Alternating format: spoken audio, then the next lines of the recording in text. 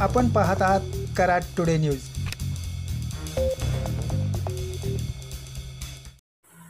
कराड शहर व परिसरातून चोरीस गेलेल्या दुचाकींचा कराड शहर डीबी पथकाने छडा लावला असून 2.5 लाख रुपये किमतीच्या 10 दुचाकी चोरट्याकडून जप्त करीत एकास अटक केली आहे। शहर पोलीस स्टेशन हद्दीतून चोरीस गेलेल्या दुचाकींचा छडा लावण्याचे आदेश वरिष्ठ पोलीस निरीक्षक राजू तहसीलदार यांनी शहर गुन्हे प्रकटीकरण शाखेला दिले होते। त्यानुसार या शाखेचे सहाय्यक पोलीस निरीक्षक अशोक भापकर यांनी आपल्या टीमच्या माध्यमातून तपास करत मलकापूर येथील अल्पवयीन चोरट्यास ताब्यात घेतले आहे। त्याने चोरी केल्याची कबुली दिल्याने त्याच्याकडून 10 दुचाकी जप्त करण्यात आल्या आहेत।